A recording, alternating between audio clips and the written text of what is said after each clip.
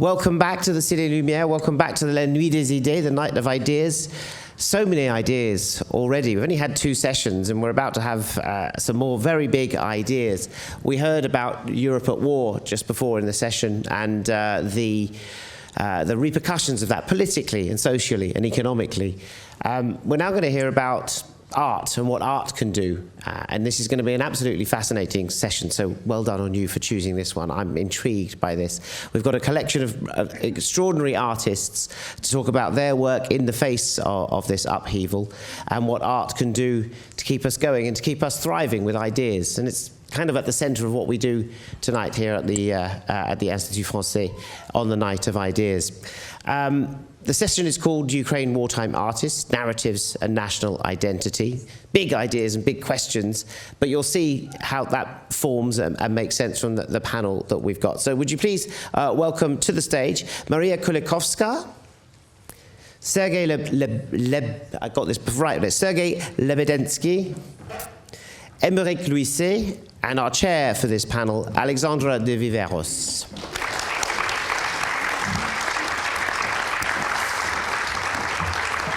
And it's a slightly different format this evening. Of course, Alexandra will be chairing it beautifully, but each artist will talk individually about their work and the theme, so they will present their own case individually, and then we will open up the floor to questions from you. But from now, I'm going to be guided by Alexandra de Viveiros. Thank you very much.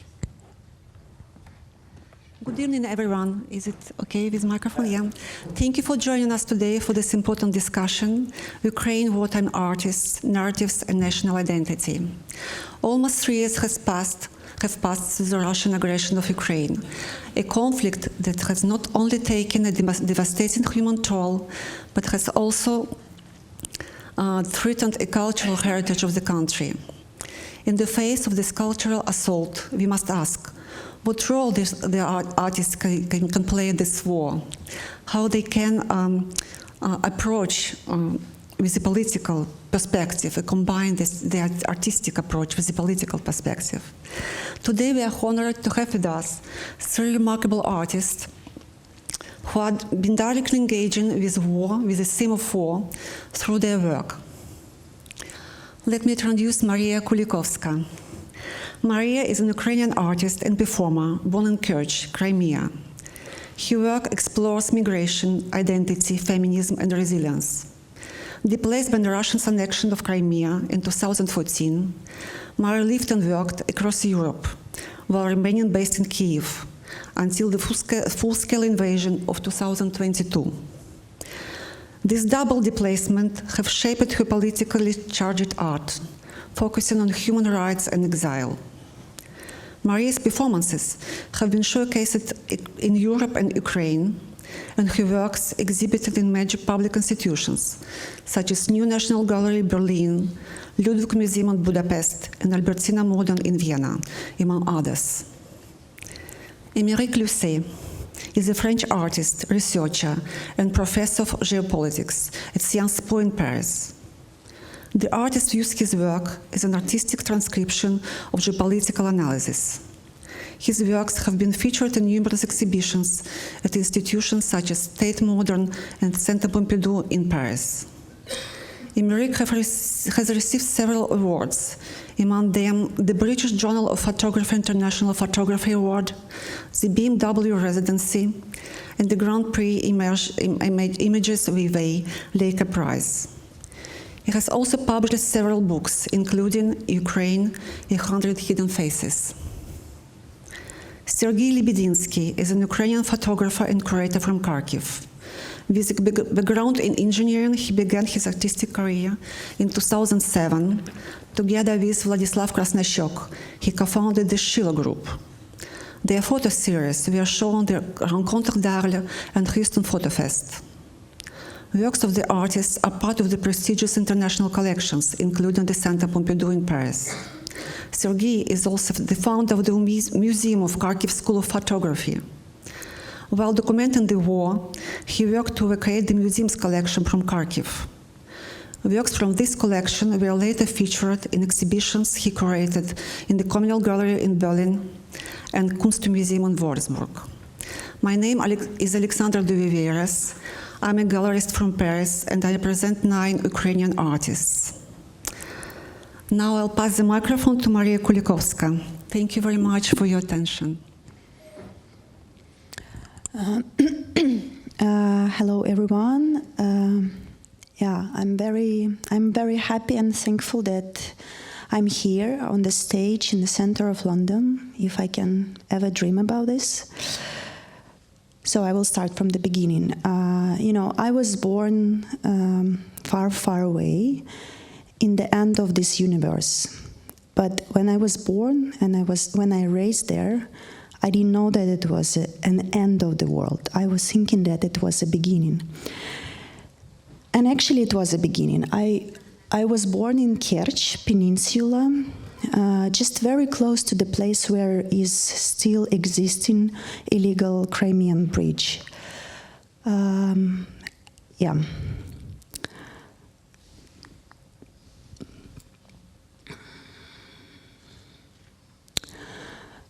I was born in a very special place where I never heard Ukrainian language in a public space. I just heard it secretly at my home from my grandma and never from my mom because it was forbidden language. But I very clearly knew who I am. I was Ukrainian by that time. I am Ukrainian and I will be always. And this kind of strong DNA and identity was built by my grandma, who actually was displaced, forced displaced person, for her resistance, for her resilience to the power and propaganda and borders. And she escaped to Crimea to save her child, my mom, when she was 5 months. And then, many, many years after, more than half century, this woman, who is my mom, she flee from Ukraine to save her life and save me. She arrived from Crimea the same day when bombing was. She arrived from Crimea to Kiev, where her granddaughter was born. And her granddaughter was only 5 months, as she was when she fled to Ukraine many, many years ago. She helped me to evacuate my newborn child after a very heavy cesarean section, and being in again exile, being again displaced in the between of borders, being shocked, stressed, traumatized again and again and again. I started to draw watercolors, to draw letters to my daughter. Paint. And watercolors was always my way to escape. When I was a kid, when I was a little child, I grew up in the end of the universe where was desire and darkness because of the broken identity from all people around in the public space. But I really knew who I am. That's why I wanted to escape from that place, from the darkness, and my way to escape was watercolors, because I didn't have words. And 33 years after, I started to paint letters to my daughter, because I really didn't have any words what to say to her. This is ongoing, serious. I have many watercolors. I'm just like obsessively continuing, like paint again and again and again.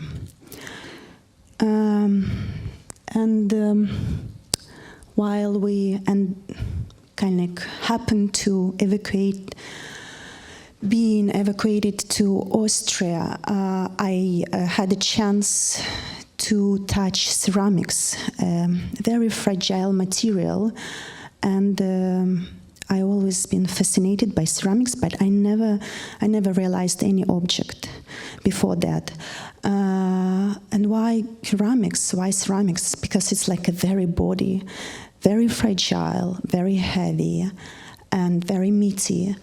And it's like my way to return home, because when I grew up in Kerch, it was so much kind of like rests or kind of like memories from ancient civilizations, ancient Greeks, with like their obsession of body. And I'm working with body, and my own trauma and history comes, and my practice comes from own body. In Austria, during summer 2022, I was creating this table of negotiations with question mark. Same as obsessively painting on the ceramic dishes, objects what we can use every day in our home, in our space, but without home in my case, and case of how many millions? Yeah, and it was my own letters to my grandma, and I can't send her any letter already 11 years. Even she's still alive. She's 96, but it's impossible.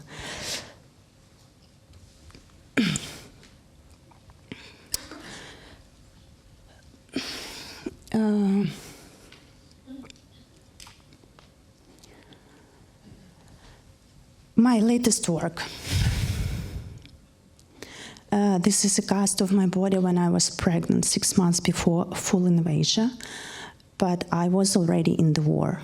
My body was there. I did cast of my body while I was pregnant, and I was asking myself all the time, like, what if full war will be? And then I answered to myself, Masha, it will be fine. You are vaccinated. You know what is that. On the previous, here you can't see, but I have a lot of dishes with flowers and herbs. And my grandma, who flee to Crimea in 50s, she collected herbs and flowers, and she grew in her garden some herbs and flowers to heal people, to heal body of people. And I started to collect flowers and herbs, hopefully to heal myself, my own soul, but together with shells from bullets from war area. These herbs, these flowers, I picked in borderline, which is now occupied territory, in 2021 in summer. And you can see this photo of pregnant me on kind of ruins of Children's Hospital, which is a few blocks from my home in Kiev. And this sculpture I did last year. It was my own anniversary, 10 years anniversary of war.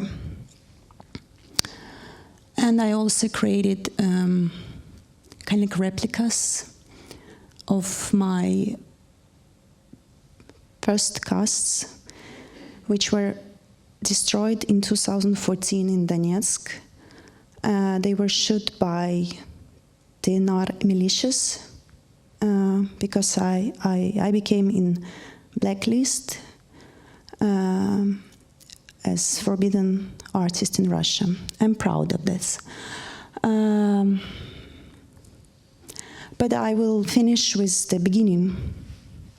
In 2014, when the war started, I went to St. Petersburg, and I lay down on the stairs of Hermitage during the opening of Manifesto 10. I covered my body by Ukrainian flag. I was laying down, and I was there still, quiet. I didn't put this image here. I don't want to see this, because I was laying down under the feet of Russians, and I don't want this. I remember that when I was there, someone came to me and said, "Can I lay down on you and shit on you?" I will remember these words always. 8 years later, I was invited by Klaus Biesenbach to the Neue Nationalgalerie to perform not as a protest, but as act of solidarity in front of their main space, on the stairs, under the feet of Western people. And then later, 1 year, I performed this in Bremen. And you know, I don't want to perform this action, never, ever. Thank you very much.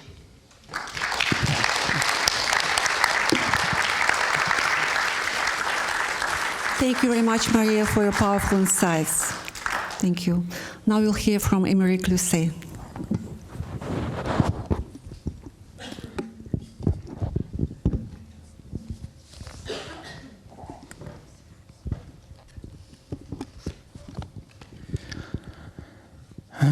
I will start with what will bring me to Ukraine.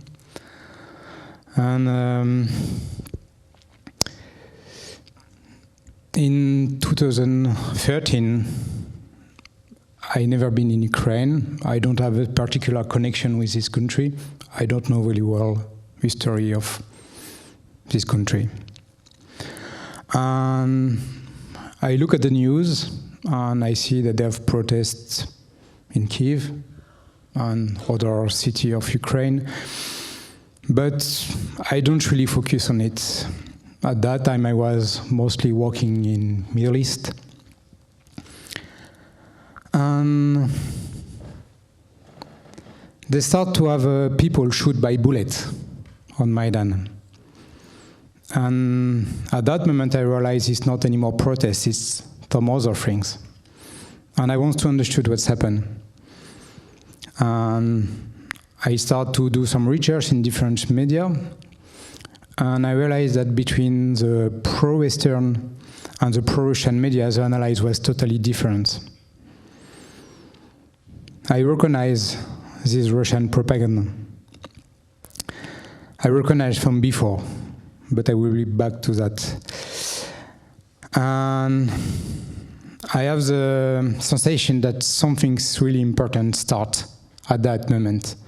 And I decided to go to Maidan in Ukraine. And I just arrived the day when Yanukovych left. Yanukovych, who was Ukrainian president at that moment. When I arrived, there are no more presidents. We don't really know what's happened with the government. The police was disappeared. At that moment, the country was totally under the control of the population. It was a very short time, like 5-6 days. And I decided to capture this very short time where everything looks possible by 100 portraits. 100 portraits and 100 questionnaires, because before to do the pictures, I give to each of these people, each of these protesters who become revolutionary, a questionnaire with 2 questions. What would you like to be happening now? What do you think it will happen? The questionnaire is there to capture the fears, the hope of these people, and the portrait there to capture the eyes, the body of each of them.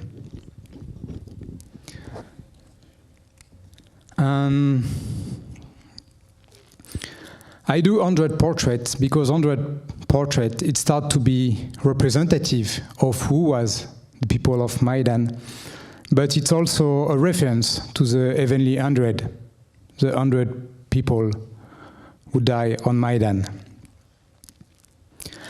And 6 months after Maidan, I go back to Ukraine.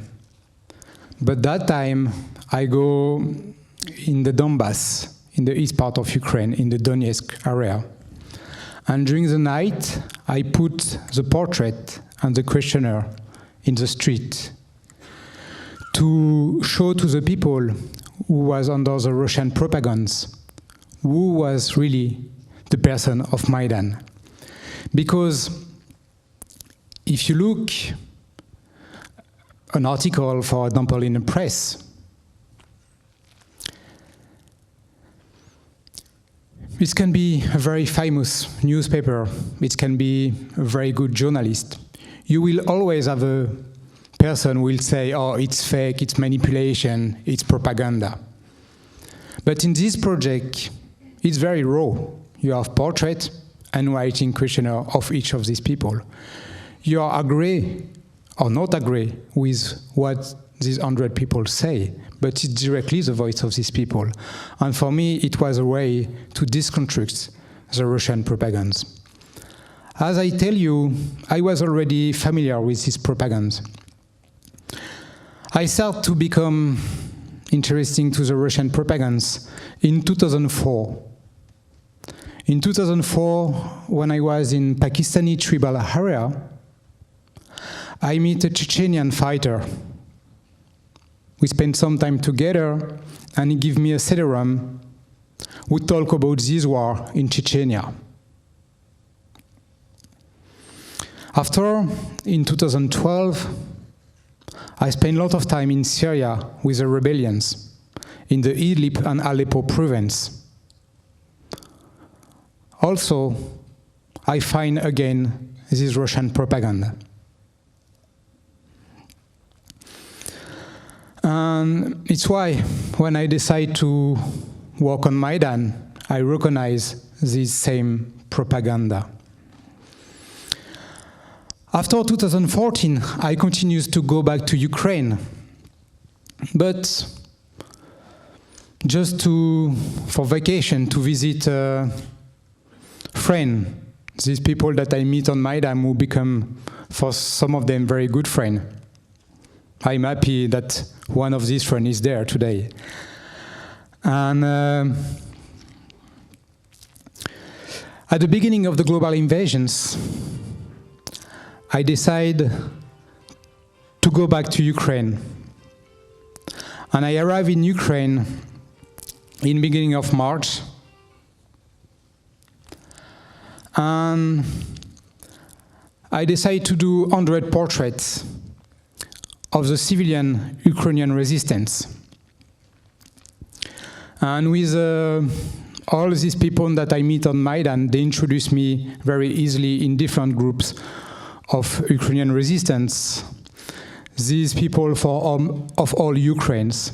This is people who take gun, but this is also these people who capture information about Russian troops. This is these people who prepare food and bring it to the people who are on the front. This is these people who fabricate camouflage net. This is all these civilians who resist against these invasions. And I do these 100 portraits with 100 questionnaires, with the two same questions that I ask on Maidan. And the portrait, this time, I took the portrait from the back to preserve the anonymity of each of these people who have maybe to stay in the anonymity. But I also take the portrait of the face, for one day show the face of this resistance. And now I will finish with this project that I do in Ukraine in September 2023. And the February 24, at the beginning of the global invasion in 2022, Roman, that you can see there, one of the 13 Ukrainian soldiers present on the Snake Islands. It's a small Ukrainian island in the Black Sea. Respond to the Russian flagship ordering them to surrender. Russian warship, go fuck yourself. On February 25, the recording of the conversation is made public and played repeatedly in the media around the world. I immediately think to the response of the Zaporizhian Cossack to the Ottoman Sultan, ordering them to submit immortalized by Ilya Repin. A reproduction thereof was given to me during the Maidan Revolution by Nazar, a revolutionary who became a friend, and has sat as a magnet on the door of my fridge since 2014. Yet, this painting, so important in the Ukrainian national narrative, is in the collections of the Museum of Russian Art in St. Petersburg. In 2021, when the painting was present in Paris for the Ilya Repin retrospective at the Petit Palais, the exhibition was entitled Painting the Russian Soul, thereby forgetting that Repin was born and raised near to Kharkiv, in the present-day Ukraine, and that it exalted in this painting the Ukrainian identity who was so dear to him. I work during more than 1 year with historians, international experts of different countries about this appropriation of Ukrainian history by Russian and the Russian propaganda. This appropriation is essential, as demonstrated by the text of 25 pages written in July 2021 by Vladimir Putin, explaining that Ukraine is merely an artificial Soviet creation and that its history is actually that of Russia. Text which he would use a few months later to justify his invasion. This colonial view, resulting for the Russian imperialists, appear in the 18th century, when, to compete with the great European courts, Muscovy, which becomes the Russian empires, appropriates the very ancient history of Ukraine. Systematic looting of museums, like the Kherson Museum, who was completely empty, and that one I have the honor of offering this photo as the first piece of their new collections. But also destructions of school textbook and any work relating Ukrainian history and cultures. Arrest of teachers refusing to apply the official Russian curriculum. This is a reality in the occupied territory. Olga Lyubinova, Russian Ministry of Cultures, declared in March 2022, everything related to the development of the cultural sector in the new constituent entities of the Russian Federation and their integration is an absolute priority for us. From the first day of the special military operation, representative of our museum work in the new territories. Will the war attending to conquer the Ukrainian territory is visible to all, and its condemnation relatively consensual in Europe. The much more insidious war, which has been played out around the control of history and culture, remain very much unknown, and many Europeans participate, often unconsciously, to the diffusion of these Russian colonial constructions. Culture is a weapon in a vast battlefield. Let's try to not forget it. Thank you.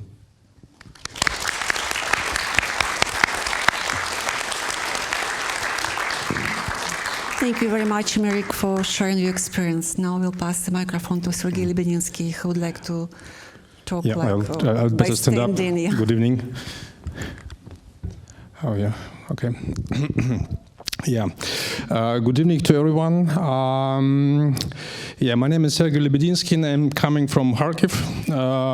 Kharkiv is the second largest city in Ukraine, and even now, during the wartime, there are over 1.5 million people living. The city is situated, unfortunately, only 40 kilometers to the Russian border. That's why it's been daily shelled. I'm a photographer. I would like to add about Kharkiv. Kharkiv is a city with a big photographic tradition since the middle of 60s. Probably you've heard the name Boris Mikhailov, who's coming from Kharkiv, and except him, there has been also like 40 more artists who were like developing different kind of photographic methodologies to talk about social processes in Soviet Union and in Ukraine later. So knowing all this, in 2010, together with my colleague Vladislav Krasnoshok and with two other friends, we have founded a photographic group to continue talking about what is happening in our country. Because living in Ukraine gives for artists a lot of possibilities to reflect on different situations, and this is what we did in 2010. We were like just simple street photographers, but one day we got into a situation that in 2004, probably you remember, there's been an Orange Revolution, which was one of the first steps of Ukraine to show its willingness to join the Europe, to join the democratic way of living. And Yulia Tymoshenko was one of the symbols of one of the stars of this revolution. And it happened like in 2008. Again, we had presidential elections which were lost to pro-Russian forces, and in 2012, Yulia Tymoshenko was jailed in Kharkiv. She was put in jail, and she became probably the first political prisoner in the contemporary Ukrainian history, and and we could not remain indifferent to the situation. And together with Vlad, we decided to shoot a project about it because Yulia was put in Kharkiv, which was considered a kind of more pro-Russian city at that point. So nobody liked her there, but it was not okay. So it was one of our first political projects where we just staged her running away from this prison. And we're getting out from the prison. This is us playing this situation. She goes through the city. She speaks to inhabitants of the city, and she likes the city. She decided to stay there forever. So this is how we wanted to react at such an absurd political situations we had. Another project which I wanted to show you, of course, like when the Euromaidan happened 2 years later, we came there and having a big experience in street photography. We just captured everything what was happening. It was very disturbing for us. It was something epic happening, seeing like so many Ukrainians standing up for their fight for freedom. So it was a very important situation for us at this point. And of course, like nowadays, we continue to shoot what is happening during the war. We make like more documentary or more like straight photography. Vladislav is staying all the time in Kharkiv and making much more making pictures on daily basis and printing pictures during air alerts. You can imagine, like knowing, like. I mean, if I look at these pictures, like knowing that they were printed, probably at the moment you could be shelled. Like it's, they become much more document for me. This is like briefly about our work, but what are Ukrainian photographers doing now is the question, of course, and I must tell that every artist or every photographer in Ukraine with the beginning of war became a war photographer, willing or not, as an artist, as a male artist, it's became also like, I mean, these pictures might look fun, of course, like if you are a little bit away from the front line, you can take a couple of fun pictures, but for example, like a half an hour later, this first picture was taken like near the Kherson, after the liberation of Kherson district, and half an hour later we were lying faces down in the Kherson International Airport because we were shelled with Grad missiles. Was such a first experience for me of this like near-death experience, how you say it. Yeah, it became much more difficult for artists to work. Of course, you don't have like many options at the moment, especially as a male artist aged over 25. You must go to army, and on this example of my fellow photographer Andrei Boyko, who is, I just show you he's a very young photographer. He joins the Ukrainian forces. The picture is taken somewhere in Great Britain. Later he's in a camp and like already becoming a soldier, and on this picture at the moment he's the only one who survived. And in the moment Andrei is in one of the hottest places in Ukraine, near Pokrovsk. He after receiving his third injury, he's transferring to become a press officer, because being a press officer for the artist is probably the best option, because you can serve, you can, but you can also do some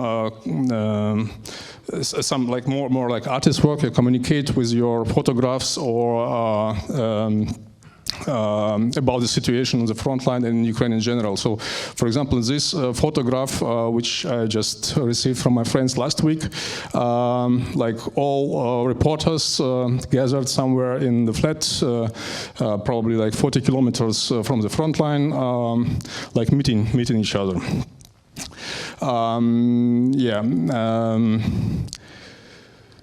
Okay, so this is like, okay. Another thing I wanted to tell you also is that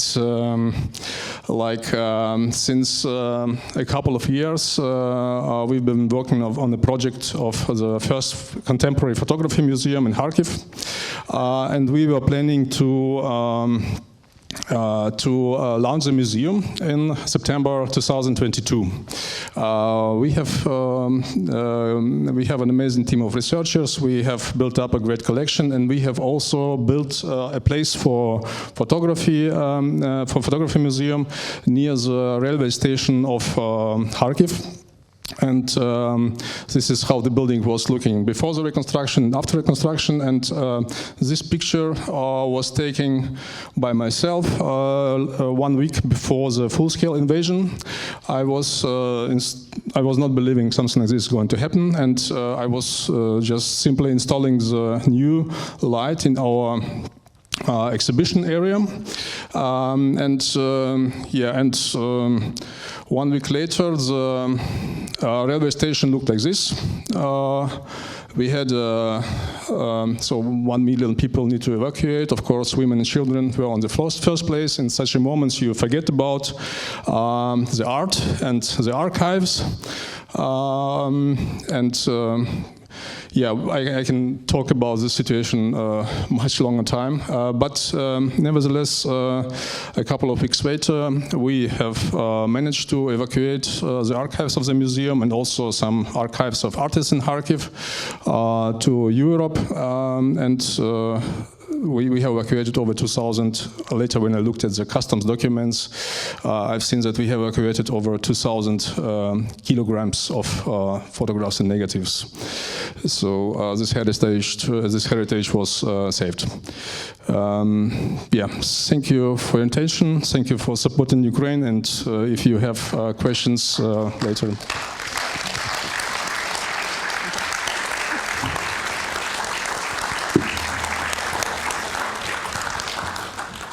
I want to thank the artists for their passionate contributions and powerful stories.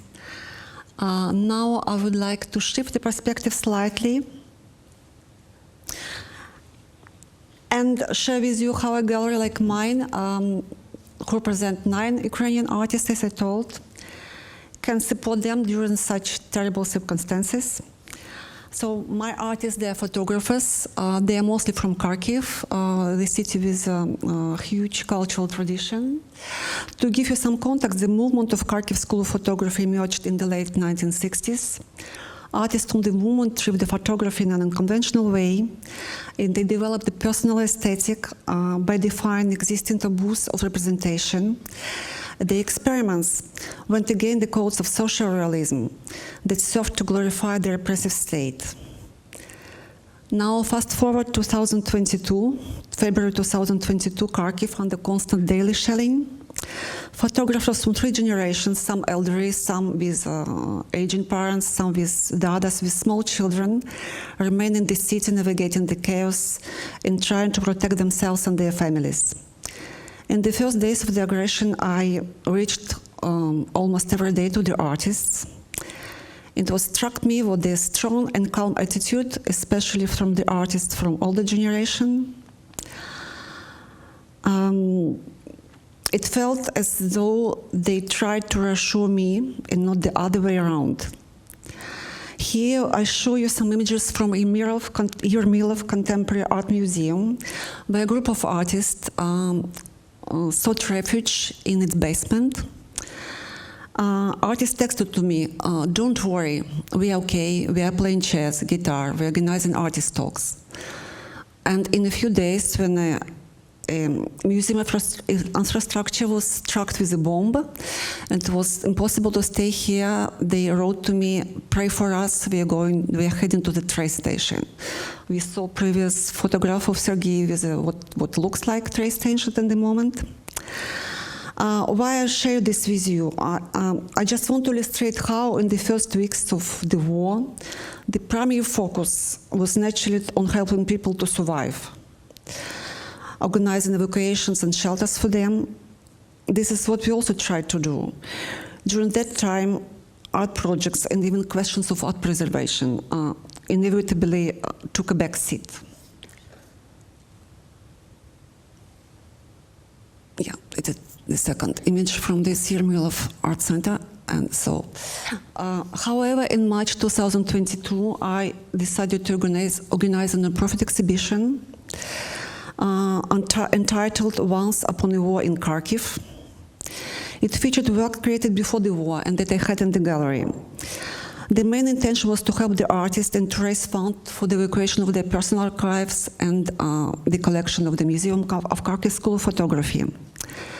One of the artists I represent, Evgeny Pavlov, while leaving the bombed city, managed to take with him a small folder with photographs.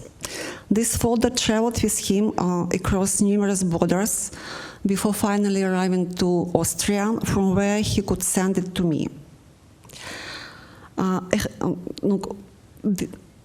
The exhibition was opened was one of the images, which called Alternative, and was created in 1985. This work is a manual collage made from prints taken by the artist in Kharkiv. As you can see, it depicts a woman holding a child with an allegorical representation of peace from one side and the war from the other. To represent the ruins, just here in the, I don't know how to do it, yeah, here in this part, left lower part, Kharkiv, Pavlov used the photographs of Kharkiv building. Many of them are now physically destroyed. As Pavlov told me, this piece was an involuntary premonition of the events unfolding today. During this 4 weeks run, the exhibition drew significant attention with numerous visitors and press coverage that brought the work of the artist to a wider audience. In May 2022, I had the possibility of showcasing photographs of Kharkiv artists at the Photo London Art Fair, where the British public received them with big interest. This exposure was pivotal, as press like The Guardian and Le Monde began to take an interest in the artists I represent. Meanwhile, Vladislav Krasnoshok, an artist Sergiy already mentioned, and fellow of Sergiy, began photographing his city and traveling to other war-affected regions of Ukraine, places like Bucha, Irpin, Izium, or Kakhovka, to document the new reality. Sergiy joins Vladislav on some of these photo trips during his visits to Ukraine. The photographs you see here are a small part of the ongoing series War. The artists employ a distinctive technical process, gelatin silver print with lead print on expired Soviet-era paper. This technique adds a material dimension to photographs that contrast sharply with the flood of digital images dominating the media. Unlike traditional documental photography, Vladislav Sergiy works emits a deeply personal, almost subjective layer to the documentation of war. The power of these original works became evident during my second participation in Paris Photo Art Fair in 2022. I represented a significant selection of these prints alongside historical works of Kharkiv artists. Interestingly, that many visitors initially thought that the images depicted the Second World War. It was only when they read their titles and dates they realized that the works document events unfolding right now. Later on, I showed the works of Kharkiv artists at Photo Basel Art Fair and again at Paris Photo of 2023-2024.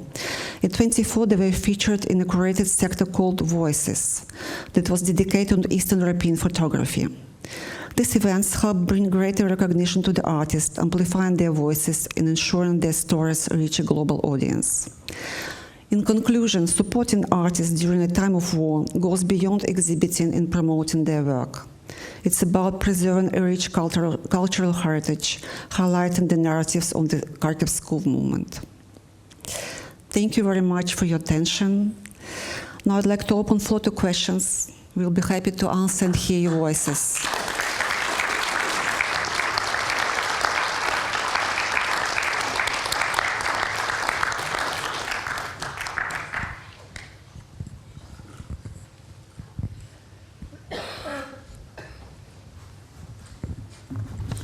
Thank you very much for a really impressive presentation by all three artists.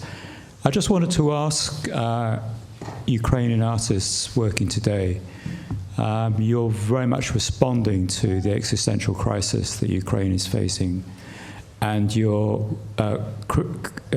responses in terms of creativity is very immediate.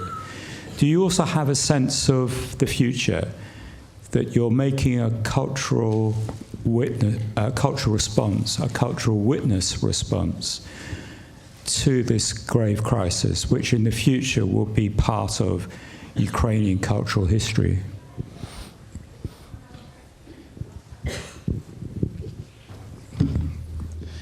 I'm not sure I understood the question correctly. Sorry. So maybe I could try to explain. In London last summer, there was a big exhibition at the Royal Academy of Ukrainian modernism of the 1920s, and I think that impressed a lot of impressed the UK public, because they understood that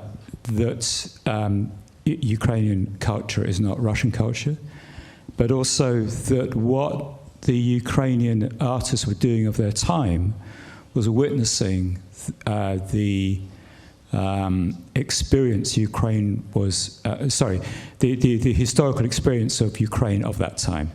So I'm just sort of throwing into the air the idea that actually what you're doing now is also creating a kind of trace, a kind of sense of what's happening now for the future, because presumably you are fighting this war because you want a future as Ukraine, as a Ukrainian independent culture and history and political existence. So is that, do you think about that in a decade's time, this material that you're creating is going to be vital for how Ukraine sees itself? And I asked that question to all three of you because it's been such an impressive response. Yes, a very complicated question, a very complex question, of course. To be honest, I will answer for myself, like personally. It's difficult questions because we do not know yet how it all will end. And I hope that all the art we are doing in Kharkiv, I don't know how to say it in English, that it was for something, like that we will not lose this, if we would lose the city of Kharkiv, like I know like many artists try to stay in Kharkiv, try to work there, because they do not imagine the future without Kharkiv. I cannot talk like how Maria might feel herself because she has lost her home city. She hasn't been to her home city since like many years. I still can go to Kharkiv. This is why like we do like what we can do and hope for the best, and we like the main thing the artists on the other hand, like while doing art, I understand that the art cannot compare with things guys like myself are doing at the front line, because they like literally give their life for the country, and art, like making art, is not such a responsibility as being on the front line. And this is what I'm also like. I don't have the answer for this, but I'm also questioning myself like every time, like what is like more important, being on the front line or being or like making art. I would also like to hear what Maria would say. I very much relate to your words because, yeah, we have huge question mark if we will exist. And sometimes I get really angry and frustrated, like, this art, it's like peanuts. And I need to just change my normal clothes to the kind of uniform and do something real.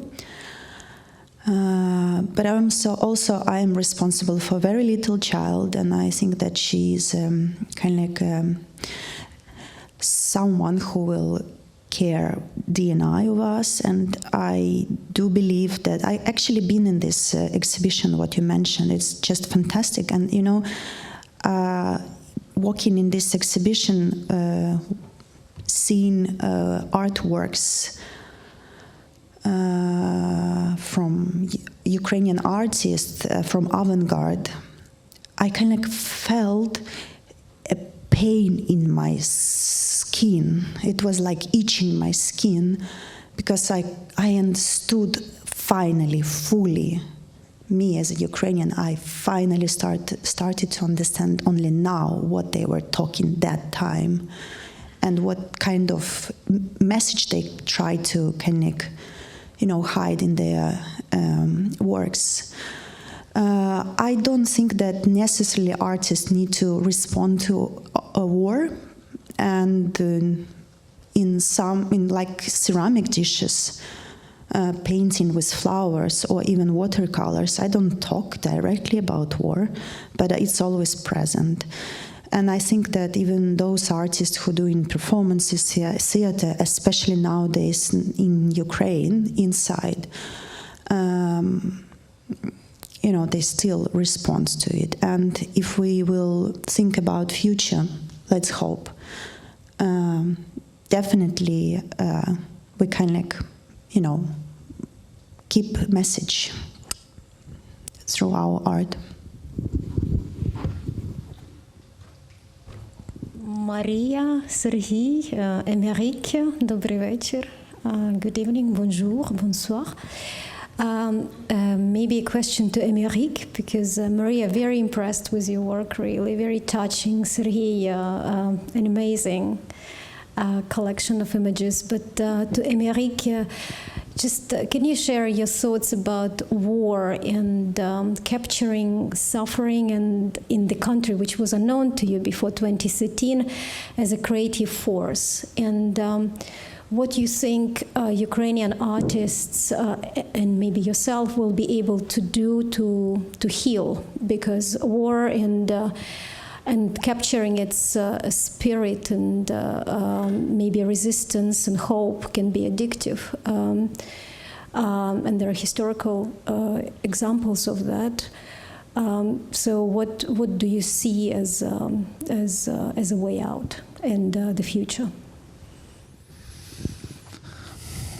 I don't understand all the full questions, and but just I think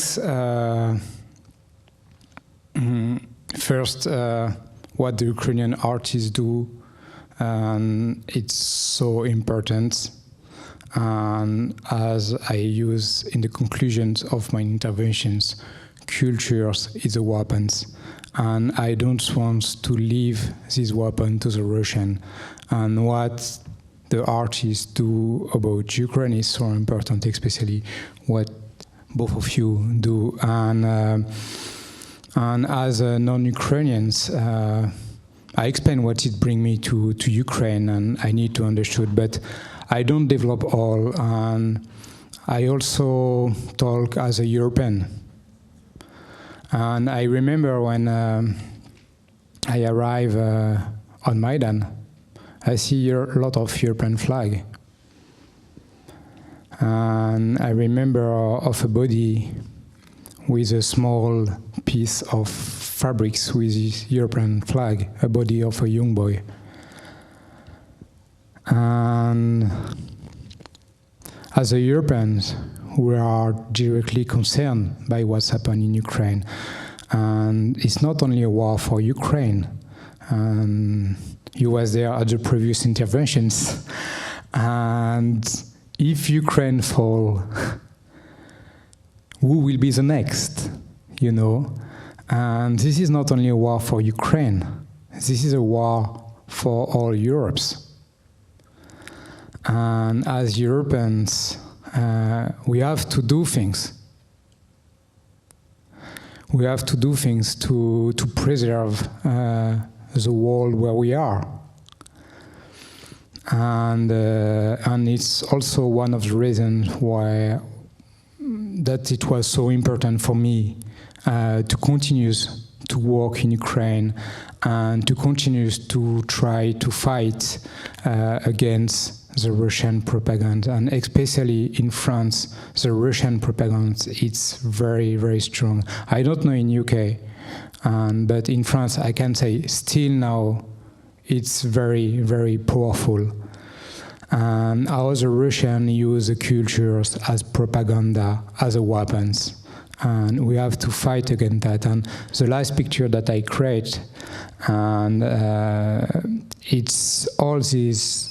I don't develop a lot about the pictures, but it's thousands of references, and it's I do it first to show to the other Europeans who are under the influence. Sometimes they don't realize it, but who are under this Russian influence, to try to change the perspective. And yeah, it's how I work, and it's why I do what I do. Well, that's an extraordinary session. Thank you so much for your presentations, or each and every one of you. It's an extraordinary session even tonight. So would you please thank Alexandra de Viveiros, Sergiy Lebedynskyy, Maria Kulikovska, and Emeric Lhuisset. Thank you for your offer, and thank you for your ideas.